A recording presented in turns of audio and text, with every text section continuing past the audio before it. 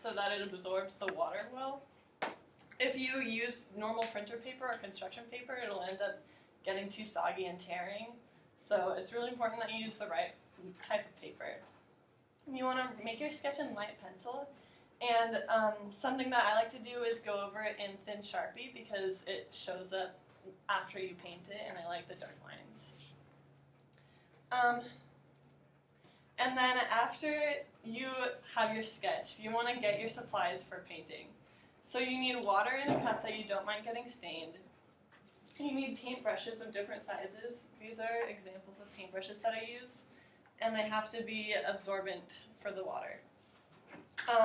And then you need colors. So watercolor comes in two different types. One is dry pan, which looks like this. It's a little messy. And the other type is tube, so it comes like this.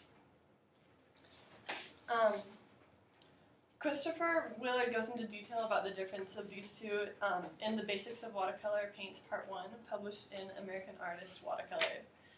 Tubes are used more by professionals because they're a little easier to use when painting large areas because they're already somewhat of a liquid. They're like a toothpaste kind of substance.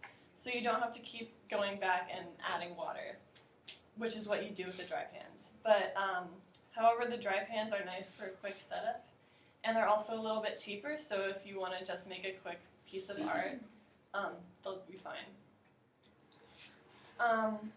So once you have all of those, you go in and you add colors. So with watercolor, the paints you're adding are transparent.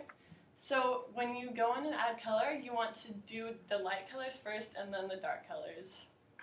Because when you paint on, you can't paint light over dark. If you want to keep some small parts white, you can apply masking tape or masking fluid before you paint and then peel it off later, as described in the article 15 Steps to Painting Richly Detailed, Tightly Rendered Watercolors by Stephen Dorothy, published in American Artist Watercolor. So you want to start with washes of large areas of color that are light, and then go in later to add darker tones and finer details. When you paint over when it's wet, you can get blended lines, but when you paint over when it's dry, you can get sharp borders. You could also lift color by blotting wet paint with a paper towel, and clean up drips when the paint is drying. So after it dries, you're left with a beautiful piece of art that you can finish in less than an hour.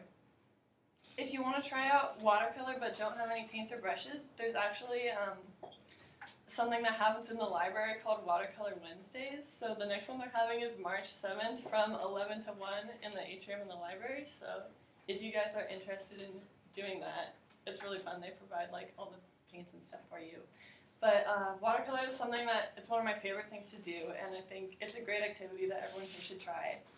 I think it's one of the best forms of art for people who maybe don't consider themselves artists because of its simplicity and quickness. And I hope now all of you have a better understanding of what goes into it and hopefully feel more comfortable in trying it yourselves.